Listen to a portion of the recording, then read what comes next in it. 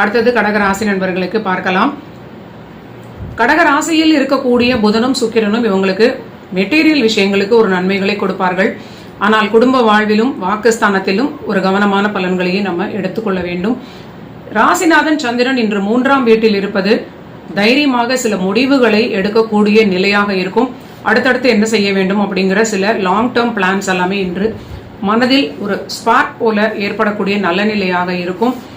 நல்ல ஒரு திருமண வாழ்வில் இணக்கமான நிலை, ஓரளவிற்கு நல்ல பிரச்சனைகள் இல்லாத நிலை. ஆனால் கோபம் வரும்பொழுது மட்டும் பேச்சில் நிதானமாக இருப்பது ஒரு பாதுகாப்பை கொடுக்கும். பணியில் ஏற்றம், வருமானத்தில் நல்ல உயர்வு, இன்று எடுக்கக்கூடிய முடிவுகளும் ஓரளவிற்கு உங்களுக்கு நல்ல தெளிவை கொடுக்கும். பஞ்சமாதிபதியுடன் இணைந்திருக்கக்கூடிய சந்திரன் நல்ல ஒரு வளர்ச்சியான நிலையவே கொடுப்பார் அப்படின்னு சொல்லலாம். அடுத்தது சிம்ம ராசி நண்பர்களுக்கு பார்க்கலாம். சிம்ம ராசிக்கு ராசியில் இருக்கக்கூடிய 2 கிரகங்களுமே ஒரு பொறுமையை அதிகம் கொடுக்கக்கூடிய ஒரு நிலை போல இருக்கிறது. பொறுமையை கடைபிடிக்க வேண்டிய நிலையாக இதை எடுத்துக்கொள்ளலாம். சில விரயங்கள் உங்களுக்கு ஏற்படக்கூடிய நிலையாக இருக்கலாம். குடும்பத்திற்கான சில விரயங்கள், குடும்ப வாழ்விற்கு தேவைப்படக்கூடிய சில வீட்டிற்கு தேவையான விஷயங்களுக்கு சில விரயங்களாக இருக்கலாம். ஆனாலும் தந்தை ஆரோக்கியத்தில் சிறிது கவனம் தேவை, தாயார் ஆரோக்கியத்திலும் சிறிது கவனம் தேவை சிம்மராசி நண்பர்கள். அதே சமயம் உங்களுடைய ரிலேஷன்ஷிப் வகையில் கணவன் மனைவியாக இருக்கிறவங்க ரொம்ப எச்சரிக்கையாக வார்த்தையில் தேவையில்லாத ஆர்குமெண்ட்ஸ் எல்லாம் இல்லாமல் இன்று ரொம்ப கவனமாக இருப்பது நல்ல பலனை கொடுக்கும்.